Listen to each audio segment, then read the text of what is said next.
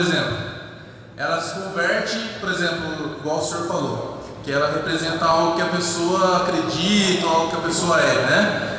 E quando ela se converte e aceita Jesus Cristo como o único suficiente Salvador, por exemplo, tem uma tatuagem que não diz respeito mais do que ela é hoje, porque ela já aceitou Jesus Cristo.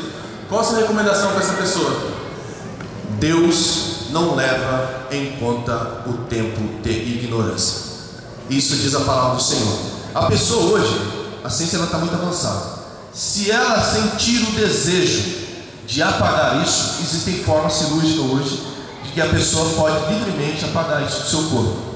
Agora, porém, se ela não tem recurso financeiro, não tem forma de apagar, ela não será excluída do rebanho, porque a tatuagem maior, que é o Espírito Santo de Deus, já foi impressa, e ela sabe que aquilo ali não significa mais nada para ela. Então todo aquele senso místico que ela tinha em cima daquilo ali foi quebrado, ok? Alguém mais quer falar sobre tatuagem?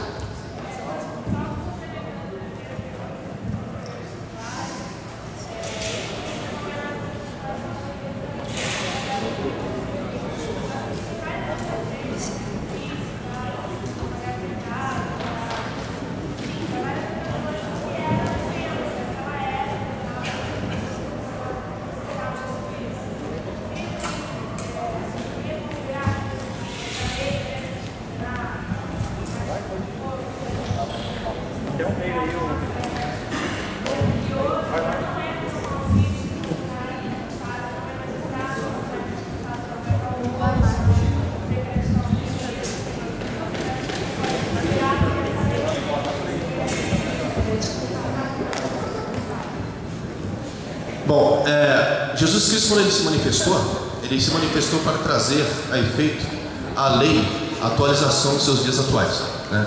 Tudo que o apóstolo Paulo escreveu acerca disso, ele ratifica aquilo que Jesus Cristo trouxe. A exemplo, se ele disse que o templo que o nosso corpo é templo do Espírito Santo de Deus, né? Então nós não precisamos nos prender a uma tatuagem no corpo para poder dizer que a gente pertence ou não a uma X igreja ou denominação e assim por diante.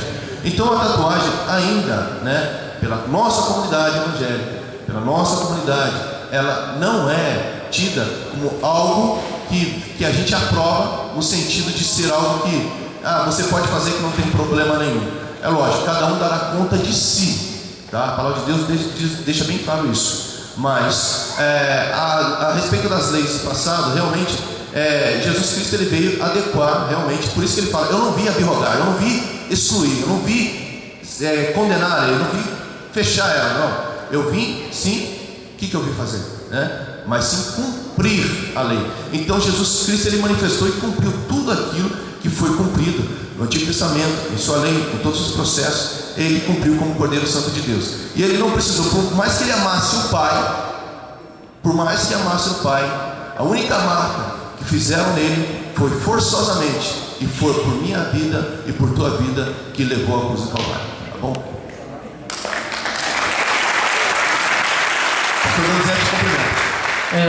A minha preocupação aqui, quando você falou que hoje a tatuagem não é tão mal vista, ela pode não ser tão mal vista pela sociedade odierna, mas ela continua tendo o mesmo significado. Ninguém faz um desenho no corpo se não acreditar em alguma coisa naquele desenho.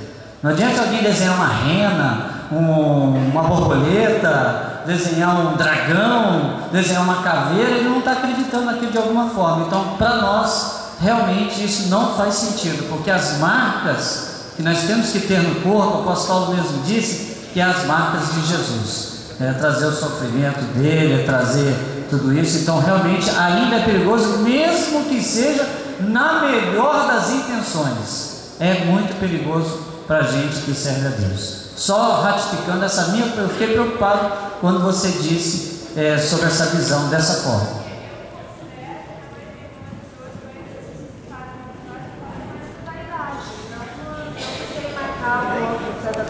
Mas muito pela vaidade, senão então eu posso entender que eu furar a orelha, botar marcando a minha orelha é pecado. Ou senão, de repente, não está cuidando do tempo do espírito, né? De repente, se eu estiver acima do peso, então eu vou estar em pecado, porque eu não estou cuidando bem do corpo, seria isso? Posso considerar tudo isso? Não, mas aí tem que tomar cuidado, porque todo extremo é perigoso. Nós temos que tomar cuidado aqui, porque o extremo é perigoso. Não posso simplesmente assim comparar um brinco com uma tatuagem. A tatuagem tem... eu sei o que você está querendo dizer. Mas o perigo está sendo no significado daquilo.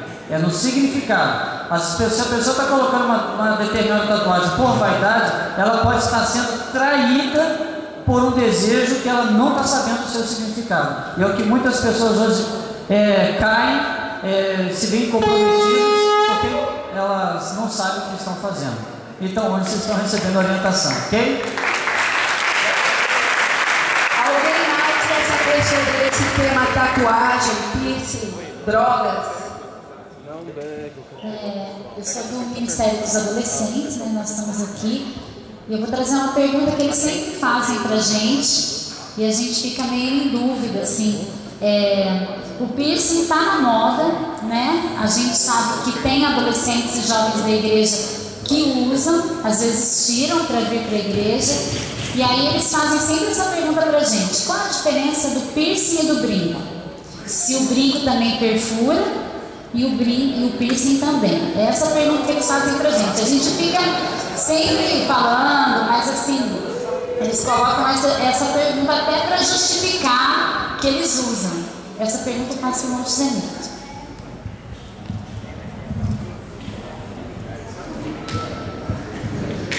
Boa noite a todos, a paz do Senhor.